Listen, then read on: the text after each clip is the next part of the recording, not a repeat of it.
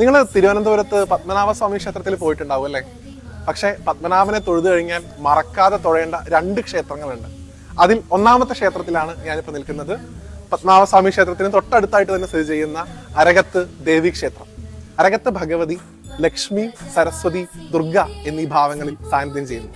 പത്മനാഭസ്വാമി ക്ഷേത്രത്തിൽ നിന്ന് ഏതാണ്ട് 6 കിലോമീറ്റർ മാറി കരുമം ഇടഗ്രാമം എന്ന് പറയുന്ന സ്ഥലത്താണ് ഈ പ്രശസ്തമായിട്ടുള്ള ക്ഷേത്രം സ്ഥിതി ചെയ്യുന്നത്. ഭഗവതി പത്മനാഭന്റെ സഹോദരിയായിട്ടാണ് സങ്കല്പിക്കുന്നത്. ഭഗവതിയെ പ്രതിഷ്ഠിച്ചിരിക്കുന്നതും പത്മനാഭനെ പ്രതിഷ്ഠിച്ച അതേ വില്ലുമംഗലം തന്നെയാണ്. പത്മനാഭനോടൊപ്പം കൂടിയാറാട്ടുള്ള ഏക ദേവീക്ഷേത്രവും അരകത്ത് ദേവീക്ഷേത്രമാണ്. അങ്ങനെ നിരവധിയായിട്ടുള്ള പ്രാധാന്യങ്ങളുള്ള ദേവീക്ഷേത്രമാണ് അരകത്ത് ശ്രീ ദേവീക്ഷേത്രം.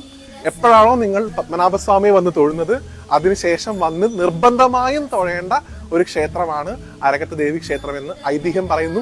തീരുന്നില്ല, ഇവിടത്തിന് ശേഷം തൊട്ടടുത്തതായിട്ട് തന്നെ സ്ഥിതി ചെയ്യുന്ന തിരുവല്ലം പരശുരാമ ക്ഷേത്രത്തിൽ കൂടി ദർശനം നടത്തിയാലേ ശ്രീ പത്മനാഭസ്വാമി ക്ഷേത്രത്തിന്റെ ദർശനം പൂർണ്ണമാകുന്നുള്ളൂ. എങ്ങനെയാണോ നമ്മൾ ഗുരുവായൂർ പോയി മമ്മിയൂരും പോയാലേ ദർശനം പൂർത്തിയാവും എന്ന് പറയുന്നത്, അതുപോലെയാണ് ഈ 3 ക്ഷേത്രങ്ങളിലും ക്രമമായി ദർശനം നടത്തുമ്പോൾ മാത്രമാണ് പത്മനാഭസ്വാമി ദർശനം പൂർത്തിയാകുന്നത്.